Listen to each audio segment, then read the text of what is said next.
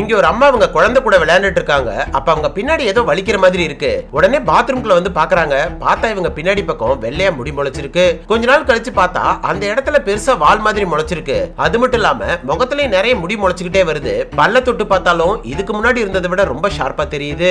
அதே மாதிரி இவங்க பையன் கூட பார்க்ல விளையாண்டுட்டு இருக்கும்போது ரோட்ல போற திருநங்க எல்லாம் இவங்கள சுத்தியே தான் நின்னுட்டு இருக்கு.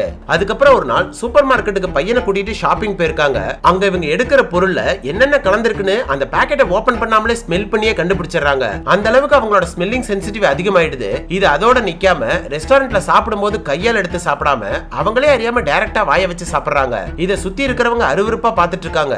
அதுக்கப்புறம் தான் அவங்களோட சுயநினைவுக்கே வராங்க. அந்த அளவுக்கு அவங்களே அறியாம நிறைய விஷயம் மாறிட்டு வருது. சோ இத பத்தி யோசிச்சுக்கிட்டே நைட்டு தூங்காம படுத்திருக்காங்க. அப்ப வெளியில நிறைய நாய்ங்க குலைக்கிற சத்தம் கேக்குது. என்னன்னு வந்து பார்த்தா அந்த ஏரியால இருக்கிற மொத்த நாயுமே இப்ப இவங்க வீட்டு வாசல்ல நின்னுட்டு இருக்கு. அங்க நிக்கிற நாய்ங்க இவங்கள பார்த்ததும் கடிச்சு கொதற பாக்குது. அந்த கோவத்துல உடனே கீழே குனிறாங்க. பார்த்தா இவங்களே ஒரு நாயா மாறிடுறாங்க.